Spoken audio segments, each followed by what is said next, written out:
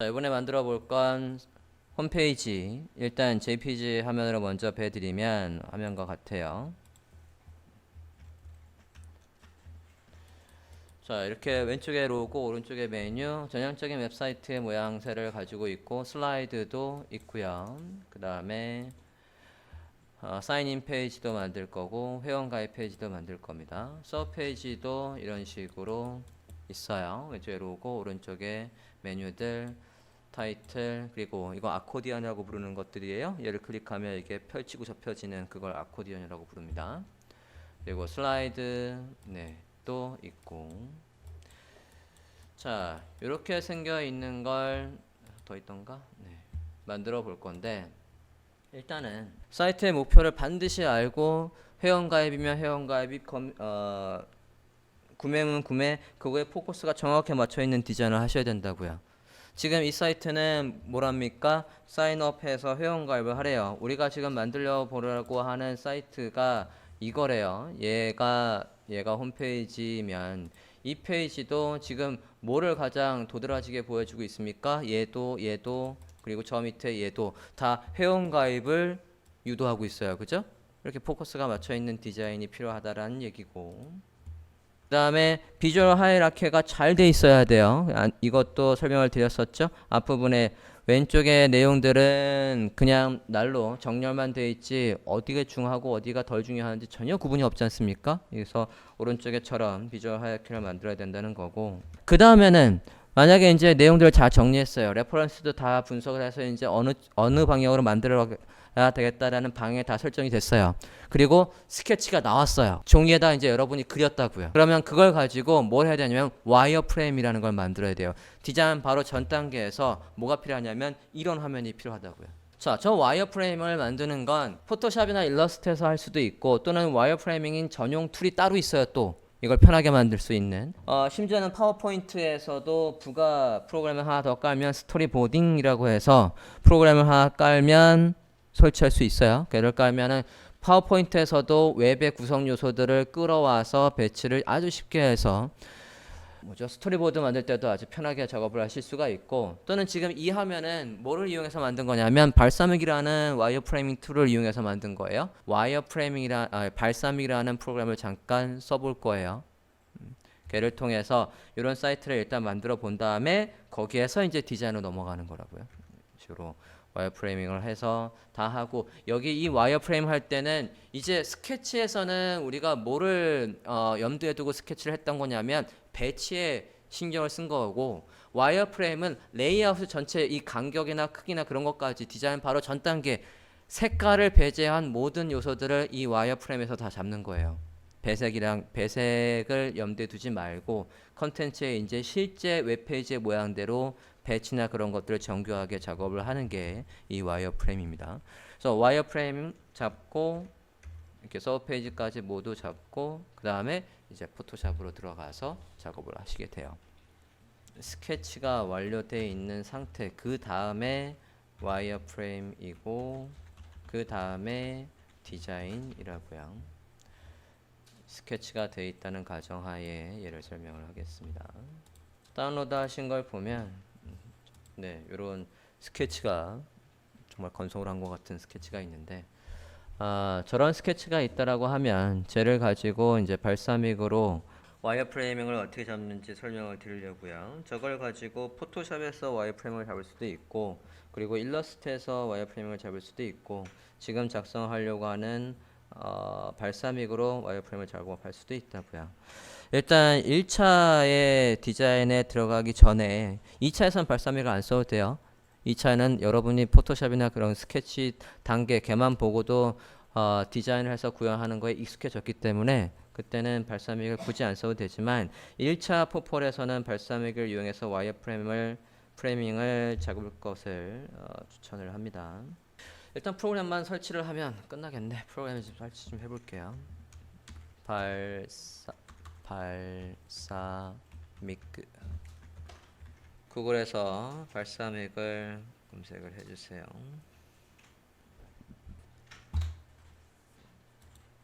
발사믹에 들어오셨습니까? 얘도 유료 프로그램인데 그래서 다시 한번 보겠습니다. 프로그램을 다운로드를 해야 되니까 balsamic.com 자 들어와 계시면 하단에 내려와 보면 여기 다운로드해서 데스크탑의 앱이라고 해서 앱은 어플리케이션의 약자니까 데스크탑의 프로그램을 다운로드 하겠습니다.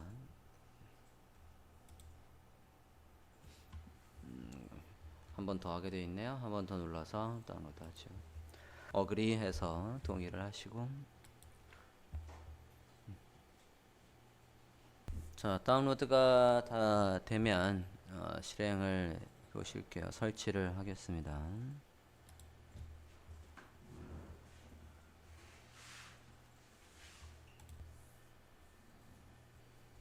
다 설치가 됐으면 run 해서 실행을 해보시죠. 또 동의하시고 설치가 되면 화면과 같이 나올 겁니다. 등록 번호는 자 사용법은 아까 우리가 사이트에서 잠깐 봤던 동영상의 그 사용법이 다예요 사실. 자 여기에서 일단 위에 메뉴 볼게요. all 봅니다. all 보면 와이어프레밍에 쓸 UI, UX의 다양한 모양들이 이미 다 있어요. 그냥 끌어다 놓으시면 된다고요. 그리고 자주 쓰는 것들은 커먼에 있습니다. 커먼 자주 쓰는 건 커먼에 있어요. 자 새로운 목업을 만들고 싶으면 지금 이게 뭐라고 보면 되냐면 얘가 마치 파워포인트의 슬라이드 하나라고 보시면 돼요. 요게 하나 더 추가하면 밑에 이렇게 추가되는 거예요. 그러면 어떤 식으로 할 수 있냐면 이게 메인 페이지의 와이어프레임이고 얘가 서브 페이지의 와이어프레임이다 이렇게 접근하셔도 되고요. 메인 페이지의 와이어프레임을 이제 만들어 볼 건데 맨 처음에 뭐부터 해볼 거냐면 브라우저부터 먼저 만들어 볼 거예요. 여기에서 브라우저라고 커먼에 보면 브라우저가 있죠. 여기 브라우저를 끌어다가 본문으로 놓으십니다.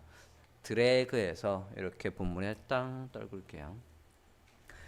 자 그러면 물어요. 여기 이 브라우저의 제목 임시로 보여줄 제목이 뭐냐라고 묻습니다. 그러면 이름을 나의 첫 번째 포트폴리오니까 마이 포트폴리오라고 한번 해볼게요.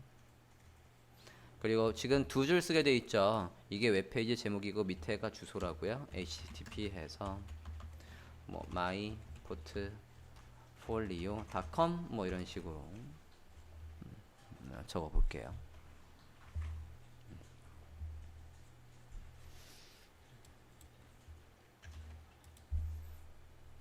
됐습니까? 자 이렇게 입력하고 보면 이렇게 입력했어요. 지금 됐습니까? 그러고 밖에 아무데나 클릭을 해보세요. 마이 포트폴리오라고 하고 밖에 아무데나 클릭을 해 보십니다. 짠 하면 지금 아까 위에 적었던 게 이 브라우저의 타이틀 그리고 여기 주소창에 여기에 들어와요. 모양새를 이렇게 잡아준다고요. 자 이게 이제 브라우저 크기를 만든 거고 여기에다가 우리가 이제 가상으로 페이지를 한번 만들어 볼게요. 이걸 조금만 줄여 볼게요. 자 단축키는 여러분이 포토샵이나 일러스트에서 쓰는 단축키가 그대로 와요. 화면 축소 컨트롤 마이너스 화면 확대 컨트롤 플러스 100% 컨트롤 이거는 제가 지금 프로그램이 켜 있어서 확대가 되는데 1 하면 아마 100%로 보여줄 거예요. 자 이렇게 해서 확대 축소하는 것 같이 보시고요. 자 이게 브라우저고 이제 여기 안에다가 우리가 원하는 모양들을 잡을 수가 있겠는데 만약에 지금 요 모양 지금 이 꾸불꾸불 마치 연필로 그린 듯한 이런 모양으로 할 수도 있고 위로 올라가 볼게요. 네, 찾으면 말씀드릴게요. 갑자기 기억이 안 나요. 요 모양을 좀 깔끔한 모양으로 바꿀 수도 있거든요. 테마가 두 가지가 있어요. 자 일단은 여기에다가 내용들을 몇 가지 추가를 해보겠습니다. 타이틀을 한번 추가를 해볼게요. 커먼에도 타이틀이 있고 저기 오른쪽 끝에 보시면 텍스트가 있어요. 오른쪽 끝에 텍스트로 가볼게요. 위에 메뉴 중에 텍스트를 클릭을 해보시면 일단 큰 타이틀을 만들려고요. 빅 타이틀 어딨니? 타이틀 오른쪽으로 이렇게 좀 슬라이드 바를 움직여 보면 여기에 빅 타이틀 있어요. 빅 타이틀을 끌어다 내려올게요. 타이틀의 제목을 넣으래요. 마이 포트폴리오 엔터. 자, 이렇게 해서 큰 타이틀을 만들어 봤고, 폰트 사이즈나 그런 것들은 오른쪽에서 수정하시면 돼요. 얘가 선택되어 있는 상태에서 지금 오른쪽에 프로퍼티에 보면 40대 있는데 여기에서 여러분이 원하는 걸로 바꾸시면 됩니다. 32를 바꾸든 이렇게 살짝 한 칸 내려 봤고요. 자, 서브타이틀 여기 이제 패러그래프를 한번 넣어 볼게요. 패러그래프는 뭐를 보시면 되냐면 여기에 텍스트를 끌어와 볼게요. 끌어서 넣습니다. 자, 지금 우리가 끌어온 이 텍스트에는 텍스트에서 쓸 수 있는 모든 힌트가 다 있어요. 지금 자세히 보면 앞뒤로 별표가 있는 것도 있고, 그리고 이 글씨의 색깔을 빨간색으로 보이기 위해서 앞뒤로 중괄하고 컬러에 레드라고 해서 이 텍스트는 건 빨간색으로 나오겠다라는 거고, 그 다음에 unassigned link라고 해서 링크의 모양새는 있지만 어디로 갈지 assigned 할당되지 않은, 그러니까 그냥 빈 링크의 모양을 만들어 주려면 이렇게 대괄호로 하고 넣어주면 된대요. 만약에 링크를 만드는데 거기에 클릭해서 어디 좀 가게 할 거면 대괄호 뒤에다가 가로하고 이렇게 해서 클릭했을 때 주소까지 넣고 싶다면 이렇게 하면 된대요. 그 정도 보면 되겠고요. 일단 이 상태에서 엔터 해볼까요? 아니, 밖에 나가볼까요? 이렇게 나가보면 assigned link, 얘는 링크의 모양새는 가지고 있지만 링크가 실제로 안 먹는 거고, 그죠? 밑에 있는 건 실제로 링크가 먹는 거였죠. 아까 주소가 있었으니까. 그러니까 와이어프레임 잡으시면서도 밖에 이제 클릭을 해보시면 와이어프레임 잡으시면서도 안에 밑줄이든 링크든 색깔이든 그런 것들을 바꿀 수 있는데, 사실 와이어프레임에서는 색깔을 바꿀 일이 없어요. 그냥 여기에 패러그래프면 문단이 그냥 있기만 하면 되는 거예요. 모양만 잡아주면 되는 겁니다. 저렇게 링크니 뭐 색깔이나 그런 건 실제 이제 포토샵에 가서 하면 돼요. 자, 오른쪽에 그림을 하나 만들어 볼게요. 그림은 커먼에 가도 있고 미디어에도 있어요. 미디어에 가볼게요. 미디어. 자, 미디어에서 이미지는 보통 이렇게 사각 박스에 사선으로 이렇게 X 표시한 게 이미지예요. 이미지를 표현하는 방식이 저거라고요. 끌어다 올게요. 뭐 써도 되고 안 써도 되고 밖에 이렇게 크기를 이렇게 대충 키워서 이렇게 배치를 하실 수도 있겠습니다. 그림 자리에 그림을 놓되, 지금 와이어프레임에서는 크기가 다 있죠. 클릭을 했을 때 오른쪽에 크기가 나온다고요. 얘 위드와 하이트가 이렇게 나오니까 정교하게 스케치를 보고 설계를 할 수가 있는 거예요. 디자인 바로 전 단계. 자, 그림을 얹혀봤고, 그 다음에 실제로 웹페이지의 일반적인 모양을 한번 만들어 볼까 합니다. 여기 패러그래프도 좀 바꿔볼게요. 패러그래프 더블 클릭하고요. 뭐라고 입력을 하시냐면 LOREM 하면 로렘 픽셀 해서 더미 텍스트가 자동으로 만들어져요. 됐습니까? LOREM 로렘라고 하시고 패러그래프를 타이틀 옆에 이미지도 얘랑 똑같은 크기로 맞출게요. 그러면 가상으로 가이드가 똥 떠요. 그러면 그거에 맞춰서 높이를 맞춰주시면 되겠어요. 자, 타이틀이 있고 설명이 있고 오른쪽에 대표적인 이미지가 있는 걸 지금 만들어 봤어요. 조금만 줄여볼까요?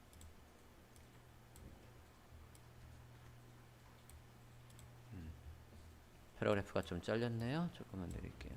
뭐 대충 이런 식으로 만들어 봤고요.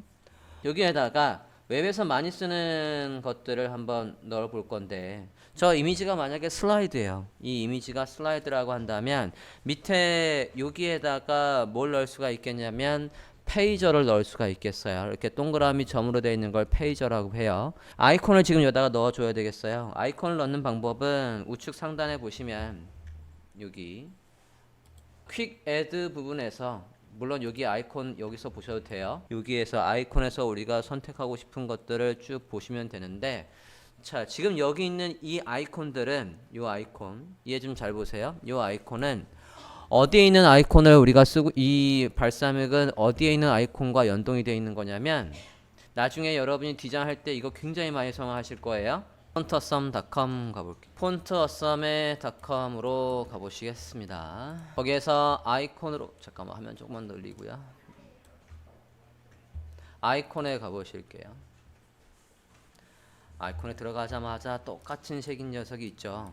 그죠? 지금 여기 있는 아이콘은 아이콘처럼 보이지만 그림처럼 보이지만 저 그림은 그림이 아니라 다 글씨입니다. 얘들이 다 글씨라고요. 그림이 아니라고요. 그림이 아니라 글씨란 얘기는 굉장히 큰 메리트가 있어요.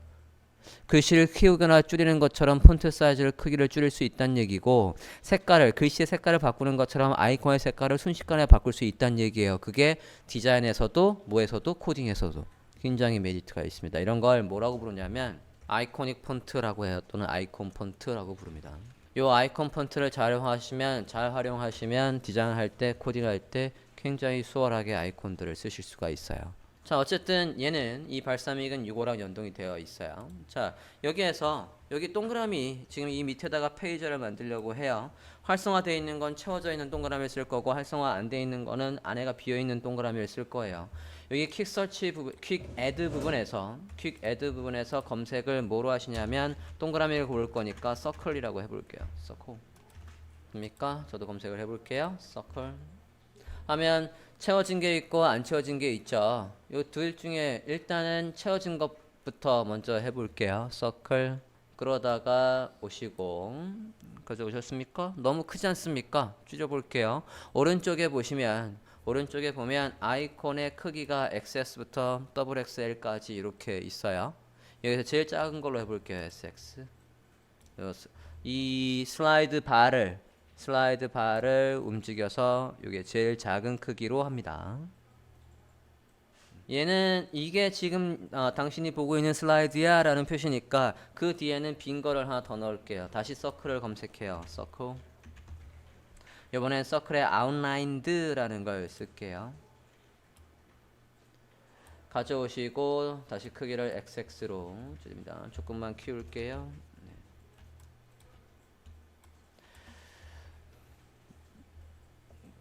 포토샵이나 일러스트의 단축키를 그대로 써요. 화면 캔버스 이동은 스페이스바를 누르면 손가락 모양이 나와서 이렇게 움직일 수 있어요. 자, 동그라미를 조금 배치를 하고 자, 단축키가 똑같다라고 했어요. 이걸 더 만들 거예요. Alt, Shift. 심지어 모두 먹어요. Ctrl D가 먹어요. 일러스트에서만 쓸 수 있는 Ctrl D가 먹는다고요. 그래서 Ctrl D 하면 이렇게 반복이 된다고요. 일러스트와 포토샵이 짬뽕돼 있다라고 보시면 돼요. 됐습니까? 간격을 동일하게 좀 맞춰볼까요? 다 선택. 컨트롤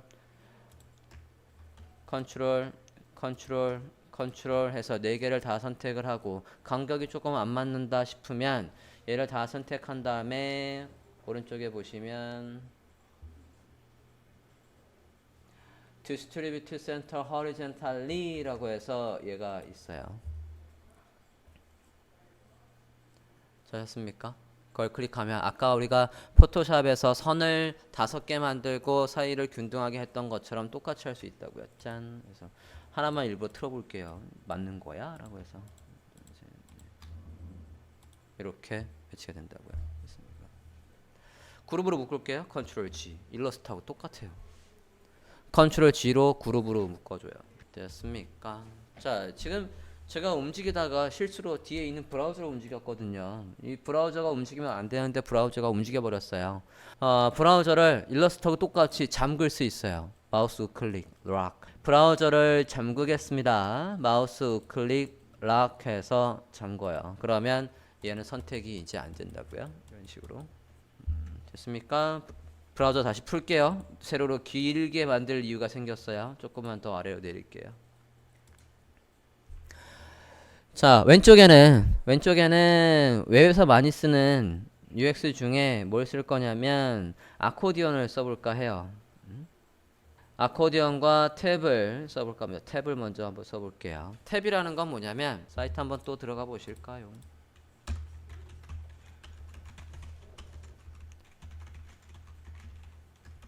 jQuery.com에 들어가 주십시오. 나중에 아주 자주 오시게 될 사이트입니다. 왼쪽에 위젯 중에서 탭을 보실게요. 위젯 중에 탭. 뭐를 탭이라고 부르는지 볼게요. 오셨습니까? 왼쪽에 메뉴 중에서 탭으로 들어오십니다. 눌러볼게요. 자, 지금 요 모양 조금 더 크게 볼게요. 얘 클릭했을 때 요거의 내용만 밑에 나오는 이게 탭이라고 부른다고요. 탭, 탭, 탭. 오케이? 자, 이 탭을 지금 구현을 하는 거예요. 여러분 웹사이트에는, 여러분 포폴에는 다양한 UX들이 녹아 있어야 돼요. 사용자 경험이 이렇게 되어 있으면 여러분도 이런 걸 보면 클릭을 하면 요거의 내용에 맞는 게 나오겠구나 라고 생각하고 있지 않습니까? 그게 사용자 경험이 쌍인 거라고요. 이런 다양한 UX들이 여러분 1차, 2차, 3차에 자연스럽게 다 녹아 있어야 된다고요.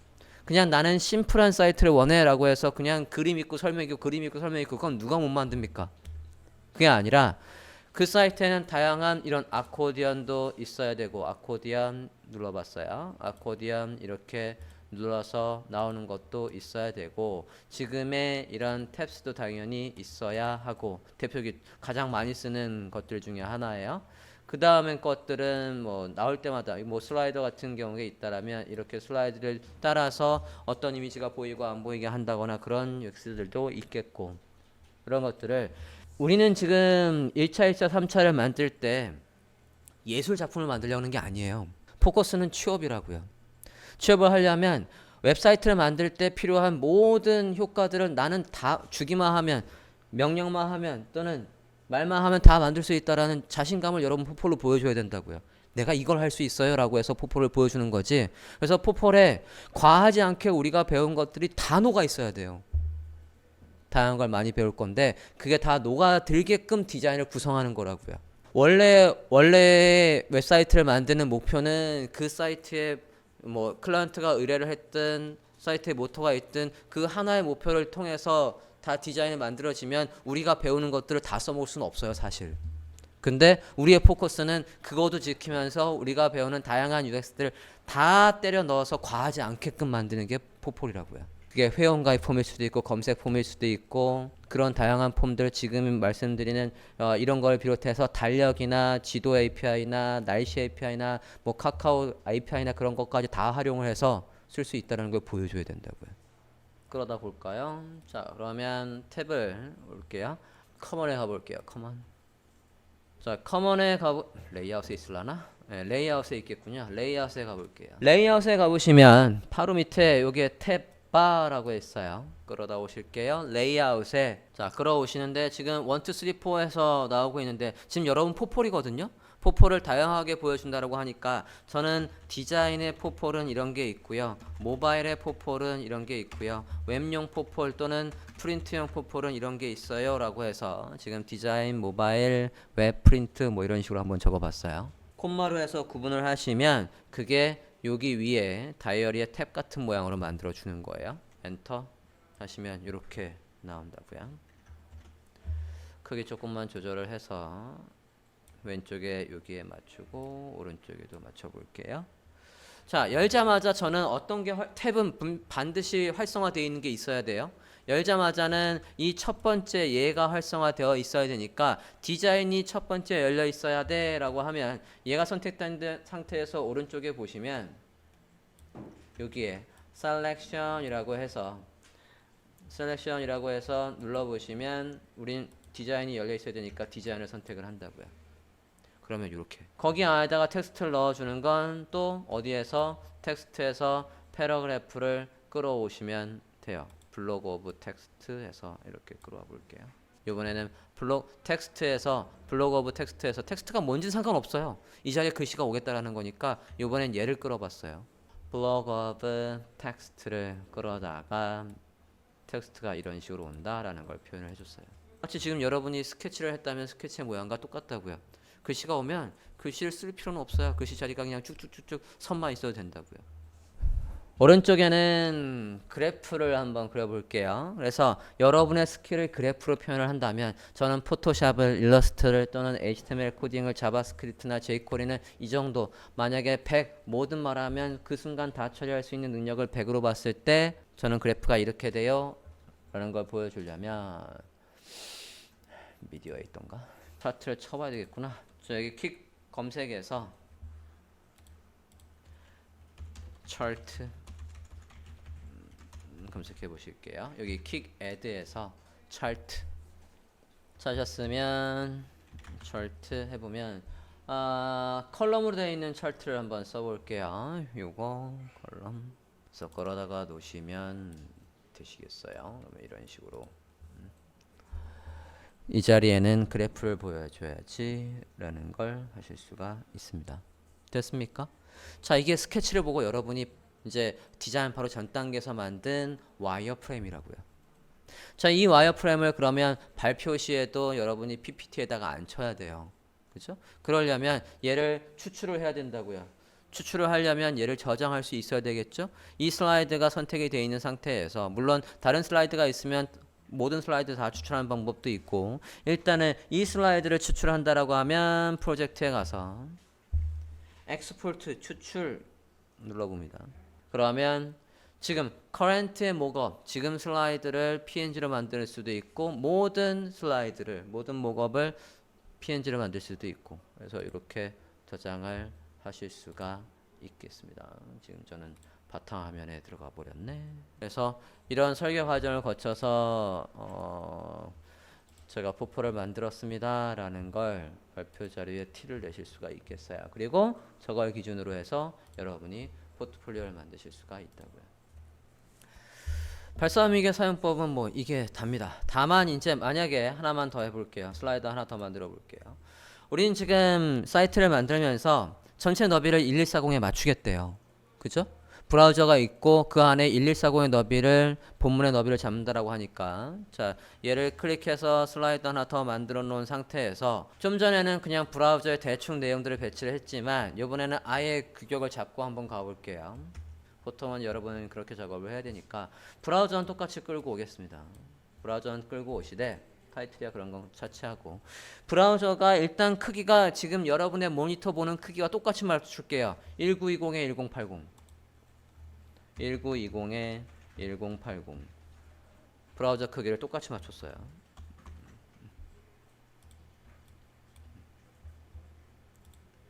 (1920에 1080으로) 맞췄습니다. 이렇게 모니터가 가로 넓은 거에서 우리는 본문의 너비를 몇으로 잡겠다라는 겁니까? 1140에만 만약에 잡는다라고 하면, 얘가 해석한 게 가이드가 없어요. 발사믹에서는 가이드를 뽑을 수 없기 때문에 가상으로 여기다가 컨테이너를 하나 만들어 볼게요. 여기 컨테이너 가보십니다. 컨테이너 위에 메뉴 중에서 컨테이너로 가셔서 렉탱글을 하나 끌어볼게요. 렉탱글의 너비를 1140으로 잡아요. 1140.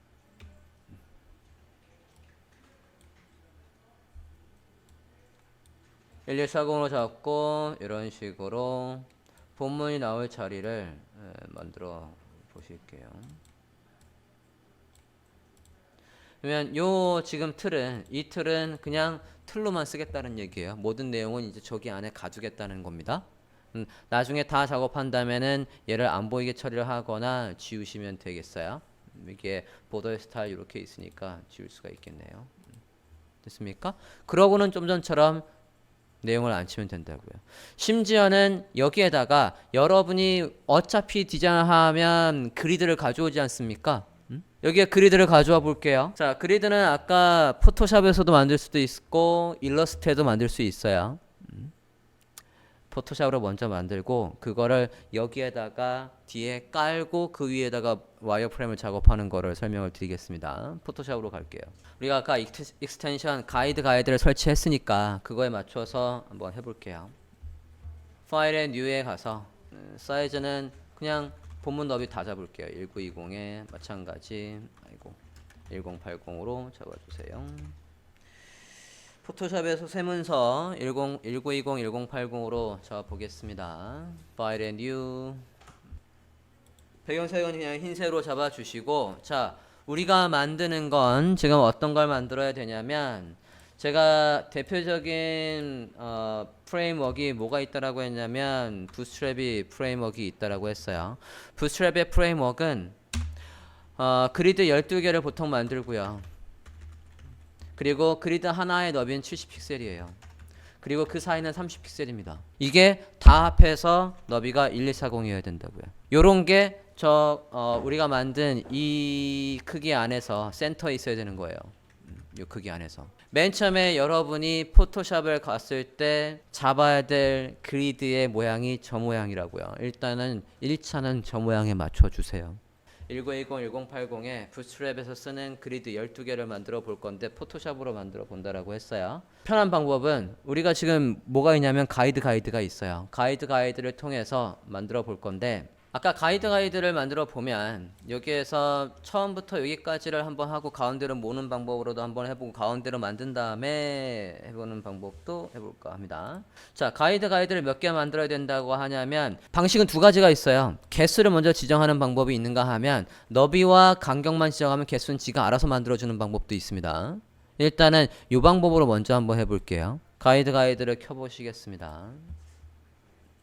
지금 1920-1080이에요. 가이드를 켜주시고 컬럼의 너비가 몇이라고 했냐면 70이라고 했어요. 잘 보십시오.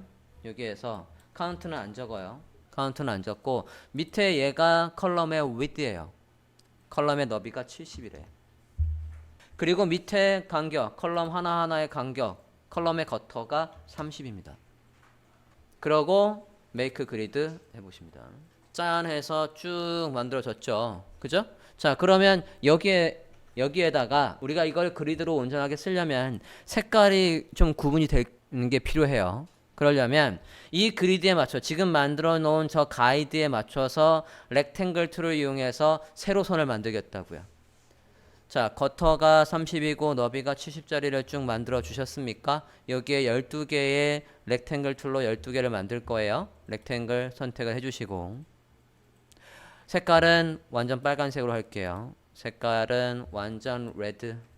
여기 우측에 상단 모서리를 하거나 R 값을 2호로 주거나 완전 빨간색. 됐어요? 자, 색깔을 지정하고 스트로크는 없고 이렇게 되어 있는 상태에서 렉탱글 툴로 드래그해서 가이드, 잠깐만, 아까 우리가 스냅을 커서 스냅이 안 붙네요. 잠깐만, 스냅을 다시 켤게요. 뷰에서 보면 스냅, 컨트롤, 시프트, 세미콜론이 스냅을 켜는 거예요. 가이드에 딱 맞춰서 우리가 구현을 해야 되기 때문에 다시 드래그, 스냅을 켜고. 두 번째 거는 그냥 복사해서 갈게요. Alt, 수평으로 이동, 시프트 눌러도 되고요. Alt. 이렇게 많이 할 필요 없어요. 12개만 합시다. 잠깐만, 10개가 훨씬 넘네. 하나, 둘, 셋, 넷, 다섯, 여섯, 일곱, 여덟, 아홉, 열, 하나, 열둘. 뒤에 4개는 지울게요. 하나 해서 카피했으니까 카피 11번이라고 나와 있으면 되시겠어요?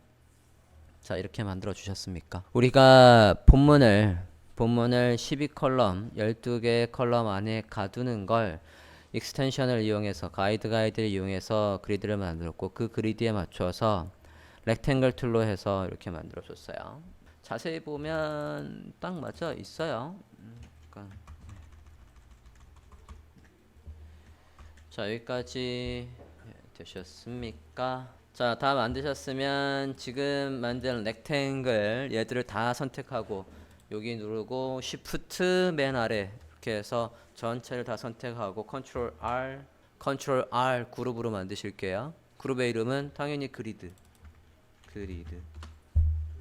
컨트롤 R 해서 그리드로 만들어요. 다 선택하시고. 그러고 얘를 누구랑 바탕화면이랑 같이 선택을 하고 컨트롤 바탕화면이랑 같이 선택하고 센터 놓으시면 되겠다고요.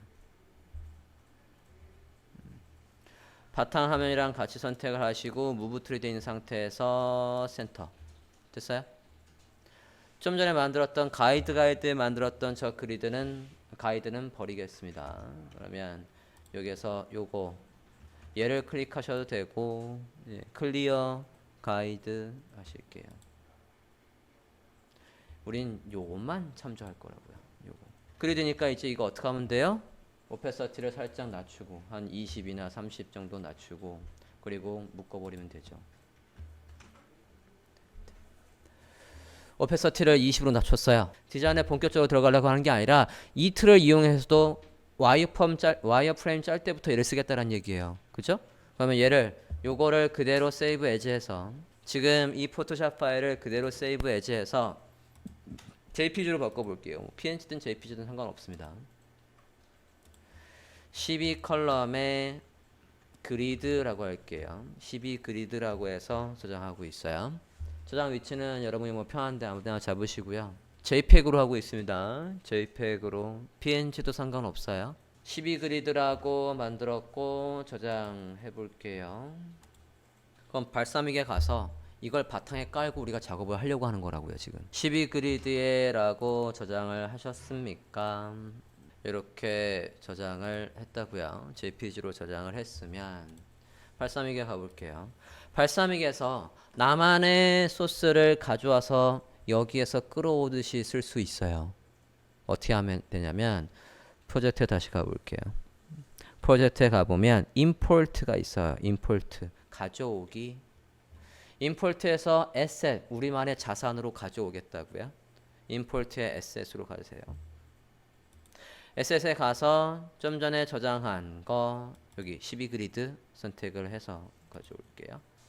그러면 나만의 asset은 어디 있냐면 여기 asset에서 있으니까 이제 이걸 어떻게 해요? 끌어다 와요. 짠 하면서 끌어다 와요. 그럼 작업을 할 때 이제 이걸 깔고 하겠다라는 거예요. 그러면 아까 기존에 얘보다 얘가 이게 기존 꼽아서 되어 있어야 되잖아요. 일러스트하고 똑같습니다. 컨트롤하고 단축키가 뭐더라? arrange 뒤로 bring back 컨트롤 방향키 위 아래군요. 그러면 컨트롤 아래 이렇게 하면 깔 수 있어요. 밑에다가. 그러면 얘가 이제 필요가 없죠. 우린 이 그리드만 이제 있으면 되죠. 아까 사각형 만든 건 필요가 없고. 이렇게 해놓고 이거 위에서 작업을 하시면 디자인으로 넘어갈 때 훨씬 더 정교하게 지금 작업을 해놨으니까 거의 똑같이 얘를 어떻게 하면 돼요? 이거 너비는 바꾸시면 안 돼요. 그러면 의미가 없습니다. 너비는 줄이면 안 된다고요. 너비는 줄이면 안 되고 높이만 필요에 따라서 늘리고 줄이고 하면서 쓰셔야 돼요.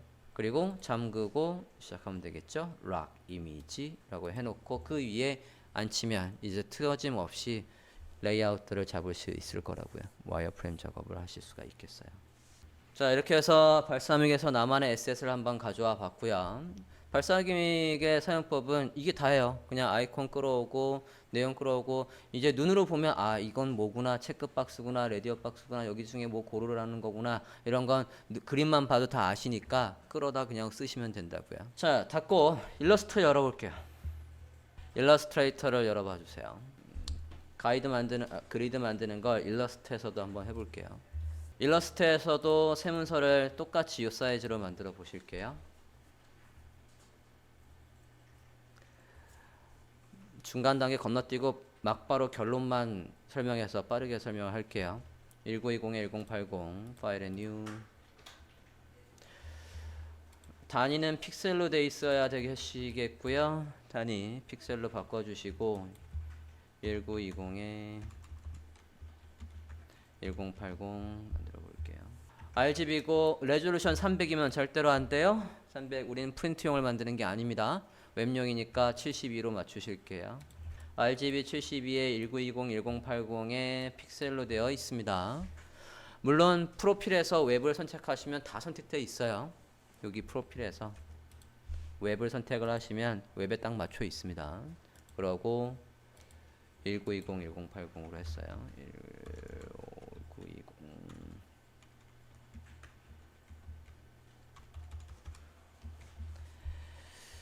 자, 새 아트보드를 이렇게 만들었고요. 좀 전에 우리가 했던 것처럼 1140의 너비를 가지는 12개의 컬럼을 이번에 일러스트를 통해서 만들어 볼 거예요. 물론 일러스트는 아주 신박한 기능이 있죠. 어떤 기능이 있습니까? 우린 사이즈를 알아요. 70에 30짜리의 세로를 긴 걸 만들 거라고요. 여기 렉탱글 있고 클릭을 하면 사이즈가 나오지 않습니까? 렉탱글 선택하시고 클릭해 보세요. 그리고 너비 70에 그 다음에 하이트는 1080이겠죠. 그죠? 색깔은 빨간색으로 처리를 해주시고 스트로크는 없어요. 이 스트로크는 없게 해주시고 일단 왼쪽 끝에 맞출게요. 자, 일러스트에는 반복 기능이 아주 강력한 게 있죠. 그러면 우리가 지금 얘를 오른쪽으로 얼마큼 이동시키면 되는 거예요? 여기 간격이 30이면 되게끔 이동하면 되는 거 아닙니까? 그죠? 여기에서 복사를 하되 Alt를 누르고 있어요. 수평으로 이동을 할 거고. 자, 지금 여기에 딱 붙이니까 디스턴스가 dy, 그러니까 y축으로의 디스턴스가 0이래요. 그죠? 거기를 몇을 맞춰야 돼? 30을 맞추니까 지금 여기에서 dx를 봐야 되겠군요. dx가 70이니까 이게 100이 되면 저 사이가 30이 되겠죠. 그러면 100이 되게끔 이렇게 움직이면 100에서 딱 멈춰요. 됐습니까? dx의 값이 100일 때 멈추라고요. 놓을게요. 지금 걸 몇 번 반복하면 돼요? 12번 반복하면 되니까 duplicate 반복해서 Ctrl DDDDDD 이렇게 하면 만들어질 거라고요. 자, 이렇게 해서 만들 수도 있지만 일러스트는 이거보다 훨씬 더 강력한 기능이 있어요. 뭐가 있냐면 다시 뒤로 돌아가 볼게요. 이 하나를 선택을 하시고 이펙트의 트랜스폼으로 가요.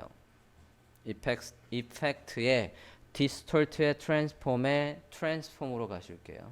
지금 요소가 선택돼 있어요. 긴 사각형을 선택을 하고 디스톨트의 트랜스폼의 트랜스폼으로 가서 우린 옆으로 얼만큼 움직일 거예요? 옆으로 move horizontal로 얼만큼 움직인다고요? 100만큼 움직인다고요. 그죠? 오른쪽으로 100만큼 가면 30픽셀이 만들어진다면서요. 프리뷰 해보면 이렇게 되잖아요. 그죠? 밑에 크리를 보면 이걸 몇 번 반복할 거예요? 12번 반복할 거죠. 밑에 12카피 밑에 12카피 오른쪽은 100픽셀 그러고 여기에 OK 눌러볼게요. 짠 해서 12개가 다 금방 만들어진다고요. 여기까지 확인되었습니까? 자, 지금 제가 일러스트로 뭐를 했냐면 아까는 우리가 컨트롤 DDDD 해서 실체를 만들고 걔를 복사해서 만들었어요. 아까는 어떻게 했냐면 위에다가 하나 더 만들어 볼게요. 아까는 이런 식으로 만들고 얘를 이렇게 카피하고 DDDDD 이렇게 해서 만들었다고요. 자, 지금 위에 만든 거랑 아래 만든 거가 비주얼은 똑같아 보이지만 컨트롤 Y 해보면 얘 밑에 건 실체가 없다고요. 저렇게 실체가 없으면 저걸 보고 내용을 맞추기가 되게 힘들어요. 그 위에다가 요소들을 배치하기가 힘들다고요. 그러면 밑에 트랜스폼으로 만든 것도 실체가 있어야 되겠다고요. 컨트롤 Y는 여기 뷰에 아웃라인 뷰와 프리뷰 뷰를 왔다 갔다 한 거예요. 컨트롤 Y. 자, 아래 거는 우리가 잘 만든 것처럼 보이지만 했더니 하나뿐이 없더라. 그러면 이 모양 그대로 저 모양이 영어로 appearance니까 저 모양대로 확장을 해야 되겠다고요. 그래서 appearance를 확장한다고 expand가 있어요. 뒤에 가볼게요. 얘 선택이 되어 있는 상태에서 하나는 선택이 되어 있는 상태에서 오브젝트에 가면 expand appearance라고 해서 모양을 확장하는 게 있다고요. 찾았습니까? 걔를 클릭을 해보실게요. 오브젝트의 expand appearance 그리고 컨트롤 Y 해서 다시 보면 이제 실체가 있어요. 자, 지금 기억을 해주실 게 요거는 이 말은 그때 가서 기억을 하실지 모르겠는데 transform은 가상이다. 왜 이걸 지금 말하냐면 아까 지금 만든 다음에는 눈에 보이고 있었지만은 실체가 없었잖아요. 가상이라고요. 이게 어디에서도 제가 이거를 코딩에서도 이걸 또 얘기할 거라고요. 트랜스폼 뭐라고요? 가상이라고요. 즉 눈에 보이지만 그렇게 돌아가 보이지만 돌아가 있는 게 아니라고요. 라는 걸 설명할 때도 얘 써먹을 거예요. 미리 예고했어요. 그래서 이게 이제 어디에 있으면 돼요? 가운데 있으면 되지 않습니까? 그래서 얘를 아트보드를 기준으로 해서 정렬을 해볼게요. 얼라인 패널을 보시고요. 여기에서 옵션을 열어요. 오른쪽 상단에 옵션이 있어요. 여기 얼라인 패널을 보고 있습니다. 얼라인 패널에서 옵션을 볼게요. 기본적으로는 아트보드가 기준이지만 기준이 잘못되어 있을 수도 있으니까 확인 좀 해보자고요. 얼라인에 여기 옵션을 열어볼게요. 쇼 옵션 열고 얼라인 2가 셀렉션이 되어 있지 않습니까? 이게 아니라 아트보드로 바꿔요. 그러면 아트보드를 기준으로 얘를 센터 놓을 수가 있다고요. 쇼 옵션에서 보인 다음에 그 다음에 센터 이렇게 하면 전체 아트보드를 기준으로 우리가 만든 걸 센터에 놓을 수 있어요. 아까 제보가 있었어요. 카피를 12개 해서 지금 이게 13개래요. 그건 제가 잘못한 거고 카피를 11개 했었어야 돼요. 어쨌든 가운데로 모는 건 이렇게 한다고요. 됐습니까? 기본적으로 선택이 되어 있으면 셀렉션에 얘가 선택이 있지 아트보드에 없어요. 그러니까 이 도화지, 이 아트보드를 기준으로 센터에 놓는다라고 해서 옵션을 열고 센터로 하셔야 됩니다. 이렇게 4개 한번 만들어 주실래요? 정렬을 제대로 배우셨나 확인 좀 해볼게요. 렉탱글 툴로 4개 정도 저렇게 아무렇게나 만들어 봐 주세요. 정렬을 한번 볼까 합니다. 자, 미션이에요. 미션은 얘는 가만히 있고 얘를 기준으로 수평으로 정렬해 주세요. 얘는 가만히 있고 얘를 기준으로 수평으로, 얘들이 쭈루룩 수평으로. 정렬을 할 때, 일러스트에서 정렬할 때 기본적으로는 이걸 다 선택하고 4개 다 선택하고 이렇게 누르지 않습니까? 그러면 아까 옵션이 뭐로 돼 있었어요? 아트보드니까 이렇게 되겠지만 만약에 셀렉션을 하고 다시 한번 볼게요. 지금 셀렉션이 되어 있어요.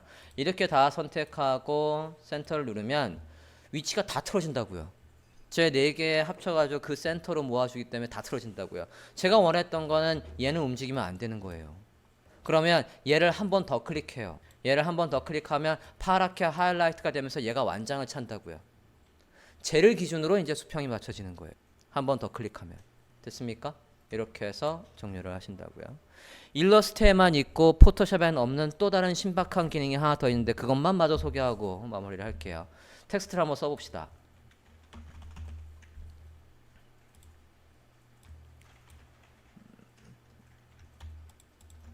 이건 실제로 이제 디자인할 때도 설명을 할 거지만 미리 한번 땡겨서 설명할게요. about이 있고 services가 있고 다 카피한 다음에 써볼게요. alt works location 뭐 이렇게 있다라고 합시다. 컨테거스라고 해볼게요. 컨테거스. 제가 원하는 건 하나가 더 있는 게 좋겠다. 로케이션도 하나 더 만들어 볼게요.